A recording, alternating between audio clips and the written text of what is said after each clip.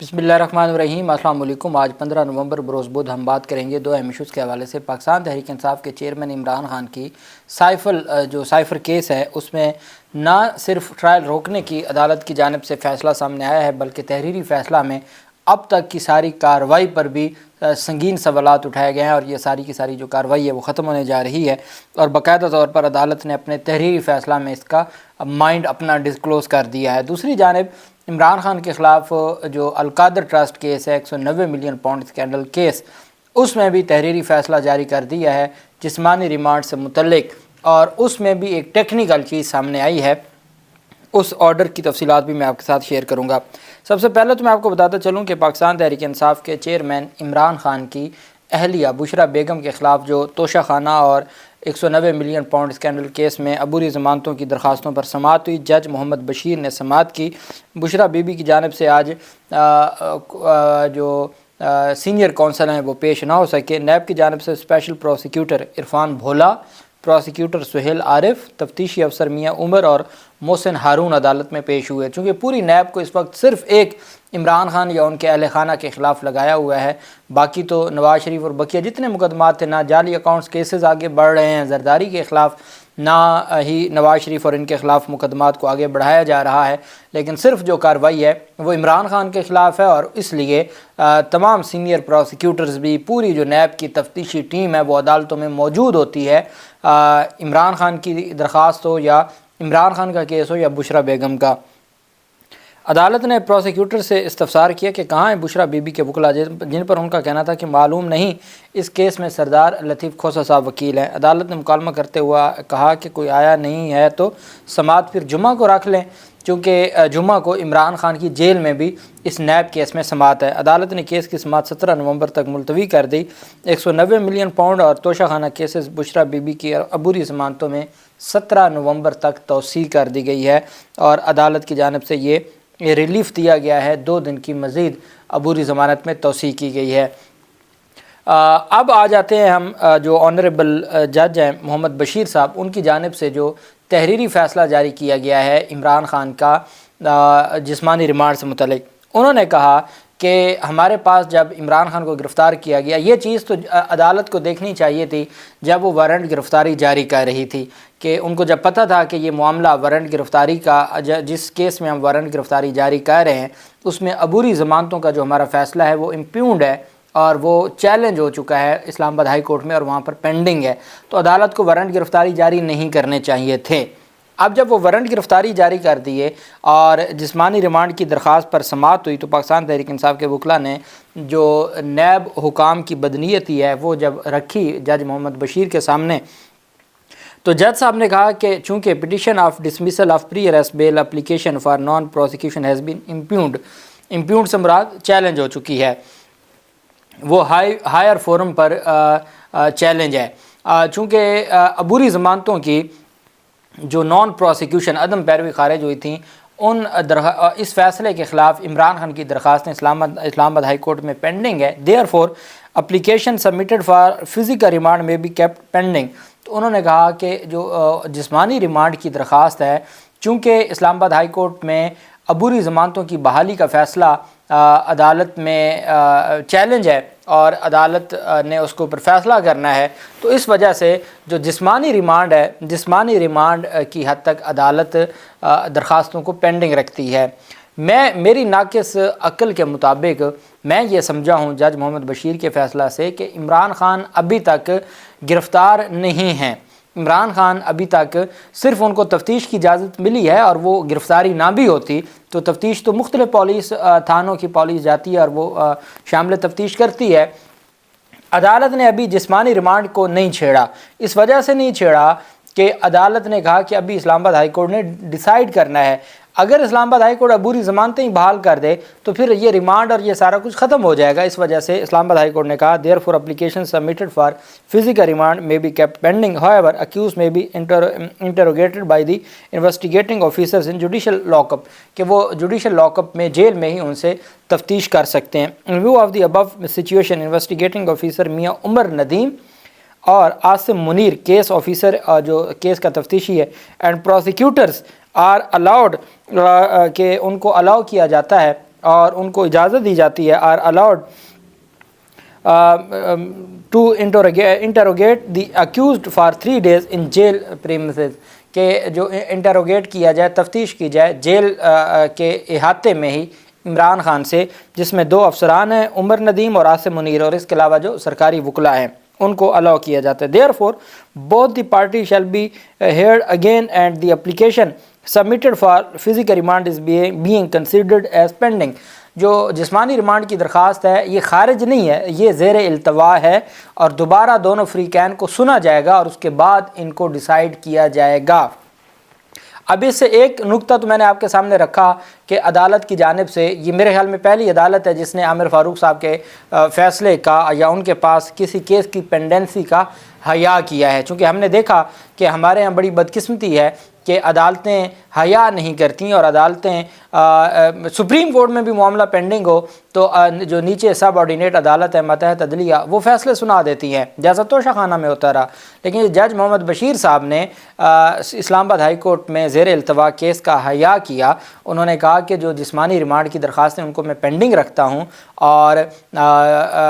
چونکہ معاملہ اسلام آباد ہائی کورٹ میں ہے، اور ساتھ ان کی جانب سے کہا گیا کہ آپ تفتیش کر لیں، 3 دن آپ تفتیش کر لیں، اور آپ نے جو ان سے سوال جواب پوچھنے ہیں آپ پوچھ لیں اپنے وہ جوڈیشل لاک اپ میں، اور جو فزیکل ریمانڈ کی درخواستیں ہیں وہ پینڈنگ رہیں گی، اور دونوں فریقین کو دوبارہ سنا جائے گا۔ اور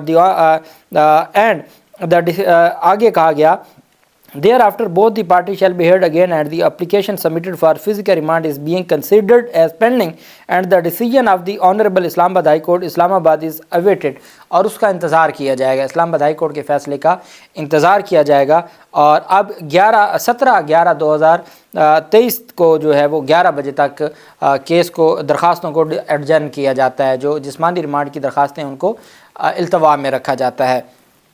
اب یہ بھی ہو سکتا ہے کہ فزیکل ریمانڈ کی درخواستوں کو پینڈنگ رکھنے کا ایک فائدہ نیب کو یہ ہے کہ عمران خان بعد از گرفتاری ضمانت دائر نہیں کر سکیں گے، اور میرے خیال میں بعد از گرفتاری کی ضمانت عمران خان کے وکلاء نے تیار تو کر لی ہے، لیکن وہ فی الحال جب تک اسلام آباد ہائی کورٹ کا عبوری ضمانتوں کا فیصلہ نہیں آتا تو وہ فی الحال نہ دائر کرتے۔ اور ابھی تک جو عمران خان کی گرفتاری اور یہ جو پروسیس ہے یہ اپنی جگہ پر کھڑا ہے، انٹروگیشن کی اجازت دے دی ہے۔ جسمانی ریمانڈ میں بھی یہی تفتیش ہونی ہے، اور اب بھی وہی تفتیش کی جا رہی ہے، اور مجھے نہیں لگتا کہ مزید کو جسمانی ریمانڈ دیا جائے گا۔ لیکن عدالت نے فزیکل ریمانڈ کی درخواست کو التوا میں رکھنے کا نہ اس کو مسترد کیا نہ اس کو الاؤ کیا، وہ صرف اسلام آباد ہائی کورٹ کے فیصلے کی روشنی میں کہ اسلام آباد ہائی کورٹ کا فیصلہ آ جائے۔ اب دیکھنا یہ ہے کہ اسلام آباد ہائی کورٹ اس میں کیا فیصلہ دیتی ہے۔ دوسری جانب جو 2 رکنی بینچ ہے سائفر ٹرائل کیس میں، جیل ٹرائل کیس میں، میاں گل حسن اورنگزیب صاحب اور جسٹس سمن رفت امتیاز صاحبہ، ان کی جانب سے جو تحریری فیصلہ جاری کیا گیا ہے، انہوں نے کہا ہے کہ بادی نظر میں عمران خان کے جیل ٹرائل کو اوپن ٹرائل نہیں کہا جا سکتا۔ جیل ٹرائل کے لیے پیش کی شرائط پوری کرنے کی کوئی دستاویز ریکارڈ پر نہیں لائی گئی۔ حکم نامے میں کہا گیا کہ اگر ایسی کوئی دستاویز موجود ہے تو آئندہ سماعت پر عدالت میں پیش کی جائے۔ اٹارنی جنرل نے بتایا کہ وفاقی کابینہ نے چیئرمین پی ٹی آئی کے جیل ٹرائل سے متعلق جو منظوری کی کاپی ہے وہ کہ اٹارنی جنرل نے بتایا کہ وفاقی کابینہ نے اب منظوری دی ہے۔ اٹارنی جنرل وفاقی کابینہ کے فیصلے کی کاپی عدالت کے سامنے پیش نہ کر سکے۔ عدالت نے اپنے فیصلے میں کہا کہ اٹارنی جنرل وہ سیمری بھی پیش نہ کر سکے جس کی بنیاد پر کابینہ نے فیصلہ کیا۔ کیس کے انصاف پر مبنی فیصلہ کے لیے مطلوبہ دستاویزات کا ریکارڈ پر ہونا لازم و ملزوم ہے۔ انہی دستاویزات کی روشنی میں اپیل کنندہ کے بنیادی حقوق متاثر کرنے کے قانونی نقطے پر بھی فیصلہ کرنا ہے۔ اور حکم میں کہا گیا کہ سائفر کیس کے ٹرائل پر آئندہ سماعت تک حکم امتناع جاری کیا جاتا ہے۔ اب اس میں جو ٹیکنیکل چیز ہے وہ میں آپ کو پڑھ کے سناؤں گا کہ اسلام آباد ہائی کورٹ کی جانب سے کہا گیا assuming that، اگر یہ اسیوم کیا جائے with the decision of the federal cabinet all the legal formalities for conducting the appellant's trial in jail stand fulfilled, کہ جی جو جیل میں عمران خان کا ٹرائل ہے اس کی جو جتنی فارمیلٹیز تھیں جیل ٹرائل کے لیے وہ نگران وفاقی کابینہ کی منظوری کے بعد وہ تمام فارمیلٹیز پوری ہو جاتی ہیں۔ اگر یہ ایزیوم بھی کر لیا جائے کہ نگران وفاقی کابینہ کے منظوری کے بعد تمام فارمیلٹیز جیل ٹرائل کے لیے جبکہ عدالت نے کہا کہ جیل ٹرائل کو اوپن ٹرائل نہیں کہا جا سکتا اور یہ آرٹیکل 10A کی خلاف ورزی ہے، یہ بات فیصلے میں لکھا۔ ساتھ انہوں نے کہا اگر ازیوم کر لیں کہ نگران جو اٹارنی جنرل کہتے تھے کہ نگران وفاقی کابینہ کی منظوری کے بعد اب ساری فارمیلٹیز فلفل ہو گئی ہیں، اس کے باوجود the legal status of the proceedings conducted thus far will have to be determined in that it will have to be determined whether the trial conducted thus far stands vitiated or can be termed as an mere irregularity۔ انہوں نے کہا اس کے باوجود ہم نے یہ دیکھنا ہے کہ نگران وفاقی کابینہ کی منظوری سے پہلے جو اب تک ٹرائل ہو چکا ہے، جس میں فرد جرم بھی عائد ہو چکی ہے، جس میں 4 گواہان کے بیانات بھی قلم بند ہو چکے ہیں، جرح ہو چکی ہے، کیا وہ اس اللیگیلٹی کی بنیاد پر وہ تمام کی تمام کارروائی کالعدم ہوتی ہے، یا اس کو کہا جا سکتا ہے کہ وہ صرف ایک irregularity تھی۔ عدالت نے کہا the legal status of the proceedings conducted thus far will have to be determined in that it will have to be determined whether the trial conducted thus far stands vitiated or can be termed as a mere irregularity not adversely affecting the appellant's right to a fair trial، کہ جی وہ صرف irregularity ہے اور اس نے عمران خان کا جو حق ہے آرٹیکل 10A کا جو ان کا بنیادی حق ہے اس کو نقصان نہیں پہنچایا۔ عدالت نے کہا ابھی یہ فیصلہ ہم نے کرنا ہے۔ اگر نگران وفاقی کابینہ نے اب پہلا مسئلہ ہے جیل ٹرائل کا، دوسرا مسئلہ ہے جو جج کی تعیناتی کا، یہ 2 بڑے مسائل ہیں، اور تیسرا مسئلہ یہ ہے کہ فارضی سے کا فارگومنٹس عدالت نے کہا اگر مان بھی لیا جائے کہ انہوں نے اپنی فارمیلٹی فلفل کر لی ہے، لیگل جو ریکوائرمنٹ تھی وہ فلفل کر لی ہے، اس کے باوجود یہ بھی ہم نے دیکھنا ہے کہ جو اب تک کی کارروائی ہے کیا وہ غیر قانونی ہے اور وہ آرٹیکل 10A کی خلاف ورزی ہے، یا وہ صرف irregularity ہے اور اس سے عمران خان کا آرٹیکل 10A کا حق متاثر نہیں ہوا، یہ بھی ہم نے دیکھنا ہے۔ تو عدالت کی جانب سے یہ تحریری فیصلہ جاری کیا گیا، اور عدالت نے ساتھ اس میں چونکہ اتنے زیادہ ڈاکومنٹس ہیں، جج کی تعیناتی کے حوالے سے بڑے سوالات ہیں، اور جیل ٹرائل کیوں ہونا چاہیے، ایسے کون سے غیر معمولی حالات ہیں کہ یہ جیل ٹرائل کرنا چاہتے ہیں، اور پھر یہ ساری ڈاکومنٹیشن سمری بھی کابینہ کی اور یہ ساری تفصیلات یہ record attorney general of Pakistan کے لیے کل مجھے نہیں لگتا کہ وہ پیش کر پائیں گے، اور یہ ابھی جو اسٹے آرڈر ہے یہ ابھی توسیع ملتی رہے گی۔ اس کے باوجود عدالت نے مائنڈ ڈسکلوز کر دیا ہے کہ جیل ٹرائل کو اوپن ٹرائل نہیں کہہ سکتے، جج کی تعیناتی میں بھی سوالات اٹھائے گئے ہیں، اور نگران وفاقی کابینہ کی جانب سے بعد میں جو منظوری دی گئی، جو میں نے آپ کو بتایا تھا کہ جو اب دی گئی منظوری ہے اس سے جو پچھلی کارروائی ہے وہ نہیں لیگل ہو سکتی۔ تو یہ ساری چیزیں عدالت نے اپنے فیصلے میں لکھی ہیں۔ اللہ پاک پاکستان کا حامی و ناصر ہو۔ بہت شکریہ۔ اللہ حافظ۔ پاکستان زندہ باد۔